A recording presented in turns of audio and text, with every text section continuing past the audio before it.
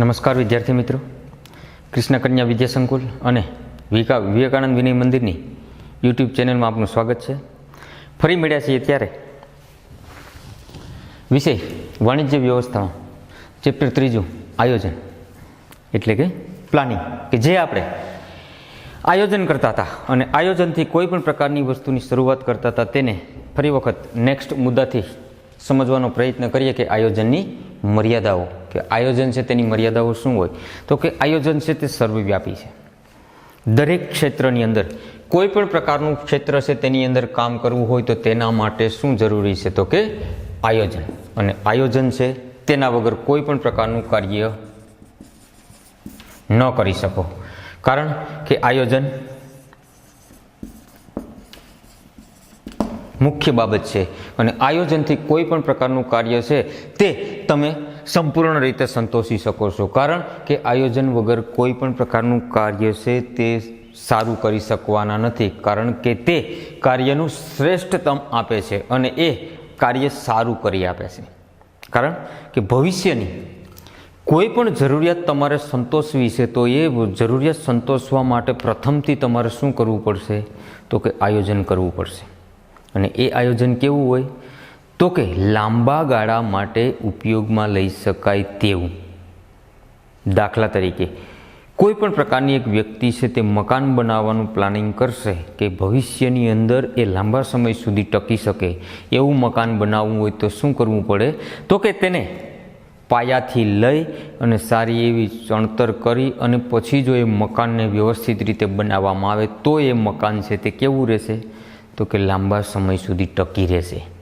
કારણ કે એ મકાન છે તે કેવું છે, તો કે આયોજનવાળું છે.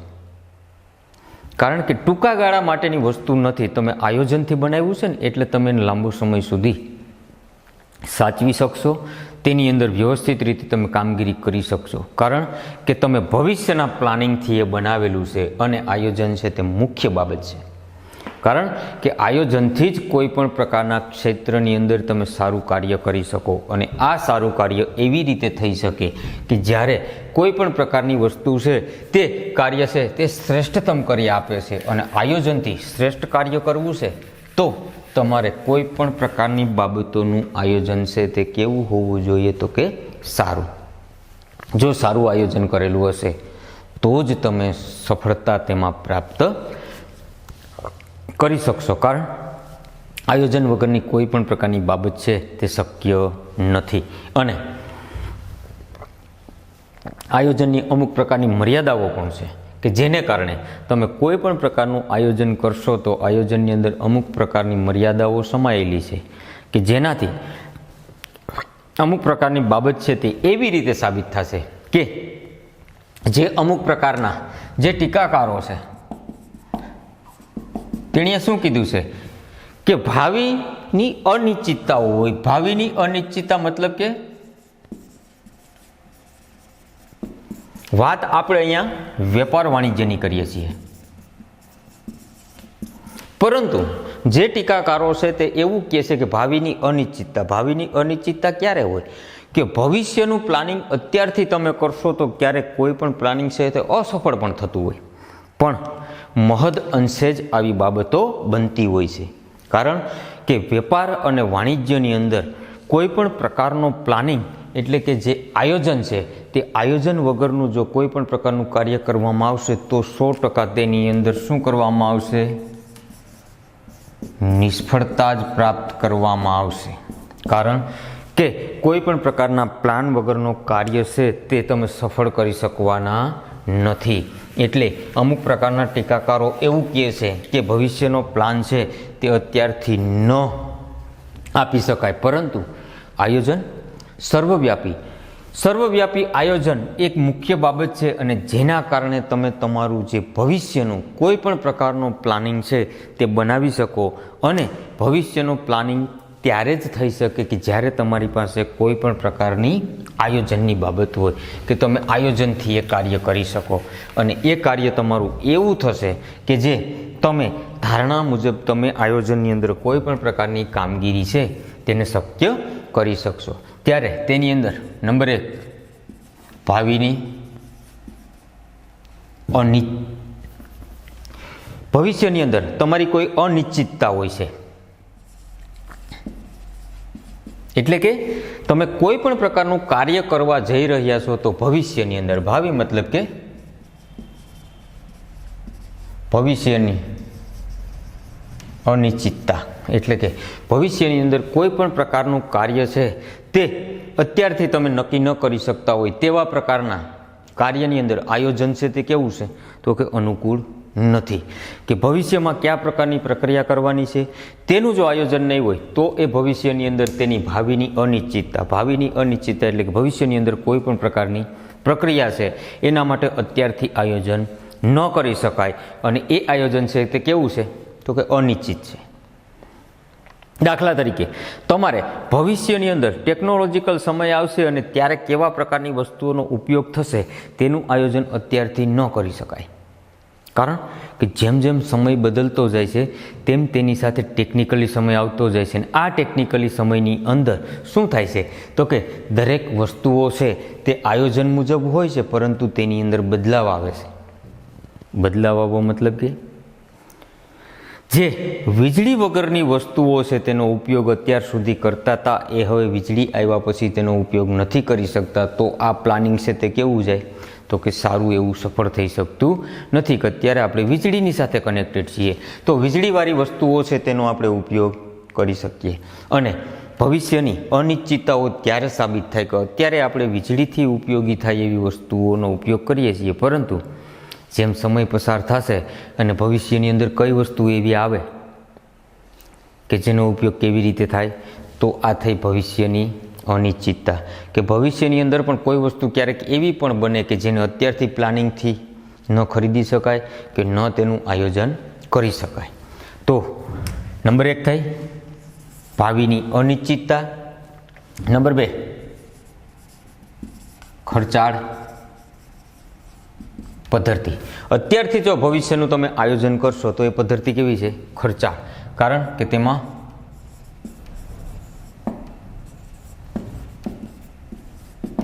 ખર્ચ વધુ થાય છે. અત્યારથી ભવિષ્યનું કોઈ પણ પ્રકારનું પ્લાનિંગ કરવું છે તો તેની અંદર પ્રથમ વખત તમારે કોઈ પણ પ્રકારના એવા યંત્રો, સાધનો, ટેકનિકલી બાબતો બધું જ રોકવી પડે, અને એનું રોકાણ કરશો એટલે એ પદ્ધતિ કેવી થઈ ગઈ તો કે ખર્ચાળ પદ્ધતિ થઈ ગઈ. કે લાંબા ગાળાએ તમારે કોઈ પણ પ્રકારની સફળતા પ્રાપ્ત કરવી છે તો એ સફળતા પ્રાપ્ત કરવા માટે આ પદ્ધતિ છે તે કેવી છે? ખર્ચાળ છે. અને આ પદ્ધતિ એવા બધી ઉપયોગમાં ન લઈ શકાય કે જે વસ્તુની કાયમ માટે જરૂરિયાત નથી, કારણ કે ભવિષ્યની અંદર એ વસ્તુનું આયોજન કરવું કે જેથી કરી અને તમારા ભવિષ્યના આયોજનની અંદર એ તમને સમાન ઉપયોગમાં લઈ શકાય, જેથી કરી અને પદ્ધતિ ખર્ચાળ કે ભવિષ્યનું આયોજન છે એ ખર્ચવાળું છે. આયોજનથી કોઈ પણ પ્રકારનું કામ કરશો, પ્રક્રિયા કેવી છે તો કે લાંબી પ્રક્રિયા, એટલે કે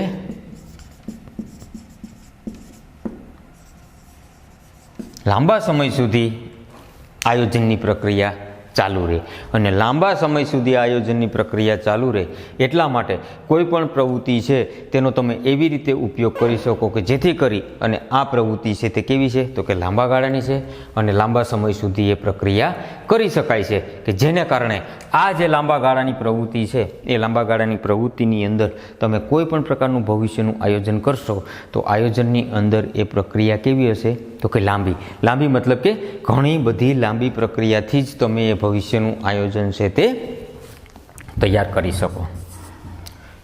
નંબર 4 આયોજન અપ્રસ્તુત.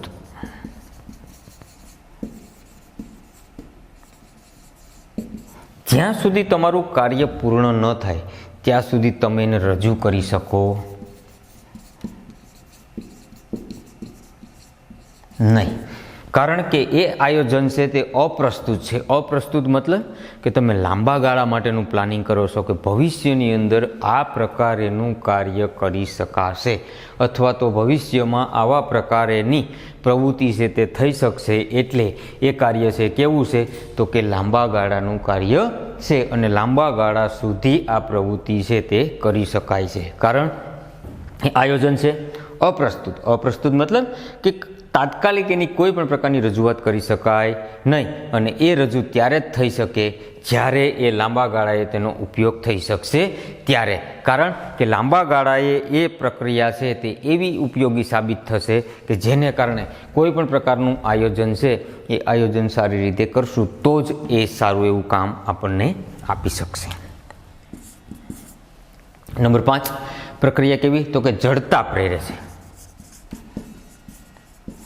મતલબ કે કોઈ પણ પ્રકારનું કાર્ય છે તમે આયોજનથી કરશો તો તેની અંદર અમુક પ્રકારની મુશ્કેલીઓનો સામનો કરવો પડશે, કે જે મુશ્કેલીઓ આવશે તે મુશ્કેલીનો સામનો કરશો તો જ તમે સરળતાથી સારું આયોજન કરી શકશો. કારણ કે અત્યારથી કોઈ પણ પ્રકારની વસ્તુની મુશ્કેલી છે એ લાંબા ગાળા માટે તમને ફાયદાકારક સાબિત થતી હશે. અને આ મુશ્કેલી છે એ પ્રક્રિયા કેવા પ્રકારની હશે? તો કે લાંબી પ્રક્રિયા, ખર્ચાળ પદ્ધતિ, આયોજન છે તે અપ્રસ્તુત હશે ત્યારે એ જડતા પ્રેરતું હશે. કારણ કે મુશ્કેલીવાળું કાર્ય હશે અને આ મુશ્કેલી છે એ લાંબા સમય સુધી તમને ઉપયોગમાં લઈ શકાય. અને જ્યારે તમારી પાસે કોઈ પણ પ્રકારની એવી વસ્તુ હશે કે જેને તમારે લાંબા સમય સુધી, દાખલા તરીકે આપણે મકાનની વાત કરીએ તો મકાન છે એ તાત્કાલિક ન બનાવી શકાય, તો એની અંદર એકાદ વર્ષનો સમય લાગે, તો એકાદ વર્ષના સમયની અંદર પણ કોઈ પણ પ્રકારની આવી મુશ્કેલીઓ છે તે તમે અનુભવી શકો અને આ મુશ્કેલીથી કોઈ પણ પ્રકારનું કાર્ય છે તે કરી શકો. એટલા માટે એ કેવું છે? તો કે જડતા પ્રેરે છે. ત્યારબાદ 6 નંબર, બાહ્ય પરિબળો. જે બહારના વાતાવરણની અંદર કોઈ પણ પ્રકારના બાહ્ય પરિબળો છે તેની શું છે? તો કે અનિશ્ચિતતા.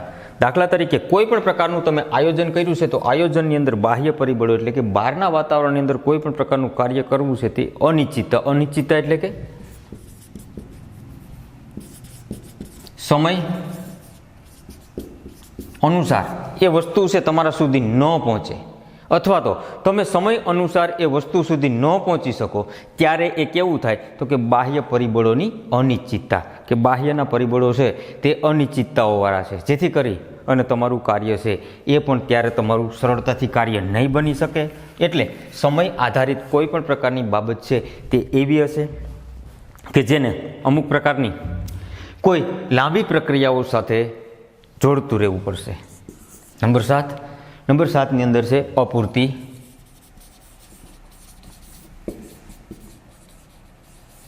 માહિતી. કોઈ પણ પ્રકારનું પ્લાનિંગ કરો છો, તમે આયોજન કરો છો તો આયોજનની અંદર અમુક પ્રકારની માહિતી છે એ અપૂરતી છે. તો અપૂરતી માહિતી પણ તમારું અમુક પ્રકારનું જે આયોજન છે એ ટૂંકા ગાળાનું આયોજન છે તે લાંબા ગાળા સુધી પણ તેમાં પરિવર્તિત થઈ શકે. કારણ કે અમુક પ્રકારની સમય મર્યાદામાં તમારે કોઈ પણ પ્રકારનું કાર્ય પૂર્ણ કરવું છે અને તેની અંદર અમુક પ્રકારની શું ઉદ્ભવે? મુશ્કેલીઓ. અમુક પ્રકારની મુશ્કેલીઓ ઉદ્ભવશે ત્યારે પણ તમારી પાસે કોઈ પણ પ્રકારની અપૂરતી માહિતી હશે ત્યારે પણ તમે શું કરી શકશો? તો કે આ મુશ્કેલીઓનો સામનો કરી અને અમુક પ્રકારનું આયોજન છે તેની અંદર પણ અમુક પ્રકારની ખામીઓ છે તે તમે સર્જી શકશો, જેથી કરી અને તમારી પાસે એ વસ્તુની માહિતી અપૂરતી છે તો કોઈ પણ પ્રકારની મુશ્કેલીઓ છે તે તમારા સુધી પહોંચી શકશે અને તમે લાંબા ગાળાનું આયોજન કરી શકવાના નથી. કર્મચારીઓ. નંબર 8, કર્મચારી અમુક પ્રકારની કામની કાર્યની સર્જનાત્મકતા, કે જે કર્મચારી કામ કરે છે તેની કાર્ય કરવાની સર્જનાત્મકતા છે તેની અંદર શું થાય? તો કે અમુક પ્રકારની ખામીઓ સર્જાય અને એને કારણે પણ તમારું આયોજન છે તે સફળ ન થાય. જેથી કરી અને ભવિષ્યના પ્લાનિંગને તમે ધ્યાનમાં રાખી અને કર્મચારીઓને પણ તમારું જે કાંઈ ભવિષ્યનું પ્લાનિંગ છે તે પ્લાનિંગ તમે એને આપી શકો. અને આ પ્લાનિંગ છે તે એવા પ્રકારનું હશે કે જ્યારે કોઈ પણ પ્રકારની પ્રવૃત્તિ છે તમે એ પ્રવૃત્તિ સુધી પહોંચવાનો પ્રયત્ન કરશો, પરંતુ એ કર્મચારી તમારો જો ભવિષ્યના પ્લાનિંગને ધ્યાનમાં રાખી અને કરશે તો જ તમે વેપારની અંદર સારું એવું આયોજન કરી શકશો. અને છેલ્લે લાસ્ટની અંદર પદ્ધતિનો ખામીયુક્ત ઉપયોગ, કે કોઈ પણ પ્રકારની પદ્ધતિ છે એનો તમે જો ખામીયુક્ત ઉપયોગ કરશો એટલે કે જે તમારી પાસે સિસ્ટમ છે એ સિસ્ટમનો જો તમે અમુક મર્યાદાની અંદર કરવાનો હશે, એ મર્યાદાની બહાર જઈ અને તમે એનો ઉપયોગ કરશો તો એ પદ્ધતિ છે તમે આયોજનની અંદર કેવી ઉપયોગ કરી છે તો કે ખામીયુક્ત પદ્ધતિનો ઉપયોગ આયોજનમાં કર્યો, જેથી કરીને તમારું આયોજન છે તે કેવું છે તો કે એ મુશ્કેલીવાળું છે, કે જેથી કરીને તેની અંદર કોઈ પણ પ્રકારની મુશ્કેલીઓ થશે. તો અહીંયા જેટલી વસ્તુઓ આપણે સમજ્યા છીએ તે ભવિષ્યના પ્લાનિંગને ધ્યાનમાં રાખીને તમામ પ્રકારની વસ્તુઓ છે તેની મર્યાદાઓના મુદ્દાઓ છે એને ધ્યાનમાં રાખીને આપણે એમ કીધું કે આયોજનની કોઈ પણ પ્રકારની મર્યાદા હોય છે અને મર્યાદાની અંદર જ આ આયોજન છે તે શક્ય છે. તો જો આવા પ્રકારે આવું આયોજન છે તે થઈ શકે અને સારું એવું આયોજન કરવું હોય તો એમાં આવા પ્રકારની અમુક પ્રકારની અનિશ્ચિતતાઓ, મુશ્કેલીઓ, ખામીઓ અથવા તો ભવિષ્યની ખર્ચાળ પદ્ધતિ છે, લાંબી પ્રક્રિયા છે અને જે પદ્ધતિ છે તે ખામીયુક્ત પદ્ધતિ છે, તો ત્યારે પણ તમારી કોઈ પણ પ્રકારની આટલી મુશ્કેલીઓ છે તે તમારી સામે આવીને ઊભી રહેશે. ત્યારે તમારે શું કરવું તો કે કેવા પ્રકારનું પ્લાનિંગ કરવું, તો ત્યારે તમારે એવી રીતે વિચાર કરી અને પછી તેના તરફ આગળ વધશો તો તમે સારું એવું ભવિષ્યનું પ્લાનિંગ કરી શકશો. એટલે આયોજનની અમુક પ્રકારની મર્યાદાઓ છે. મર્યાદાઓ એટલે કે તેની અંદર નડતરરૂપ બાબતો કે જે તમારા પ્લાનિંગની અંદર કોઈકના કોઈક અંશે શું થાય છે તો કે ક્યારેક પ્રોબ્લેમ ઊભી કરે છે. કે જો ભાવિની અનિશ્ચિતતા, ભવિષ્યની અનિશ્ચિતતા હોય છે, ભવિષ્યની અંદર પ્રોબ્લેમ થાય, ખર્ચાળ પદ્ધતિ છે. પ્રથમથી કોઈ પણ વસ્તુનો ઉપયોગ કરવો છે તો ખર્ચવાળી છે, લાંબી પ્રક્રિયા. આયોજન કરશો એટલે લાંબા સમય સુધી ચાલશે. આયોજન અપ્રસ્તુત, તાત્કાલિક એને રજૂ ન કરી શકાય કે આવા પ્રકારનું જ હશે. જ્યારે તમે એને લાસ્ટમાં રજૂ કરશો ત્યારે જ એ થશે જડતા પ્રેરિત, મતલબ કે મુશ્કેલી ઊભી થાય તેમાં.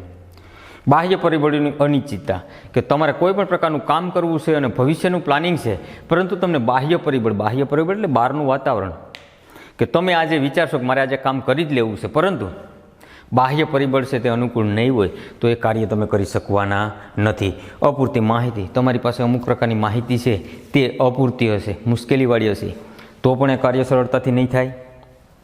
કર્મચારીમાં કાર્યની સર્જનાત્મકતા, કે કર્મચારી છે એ પોતે તાત્કાલિક કોઈ કાર્ય નહીં કરી શકે તો પણ મુશ્કેલી પડશે અને પદ્ધતિનો ખામીયુક્ત ઉપયોગ. તો આવા પ્રકારની જો પ્રવૃત્તિ કરવામાં આવશે તો આયોજનની મર્યાદાઓ છે તેને આપણે ધ્યાનમાં રાખી અને આ ચેપ્ટર છે એ ચેપ્ટરની અંદર આયોજન જે કરશું તે ભવિષ્યની જેમ જેમ જરૂરિયાત ઊભી થાય તેવી રીતે આપણે તેનો ભવિષ્યમાં ઉપયોગ કરશું. તો વિદ્યાર્થી મિત્રો, લેક્ચર 16ની અંદર વિષય વાણિજ્ય વ્યવસ્થામાં ચેપ્ટર 3 આયોજન છે તેની આજે આપણે આ મર્યાદાઓ શીખ્યા છીએ.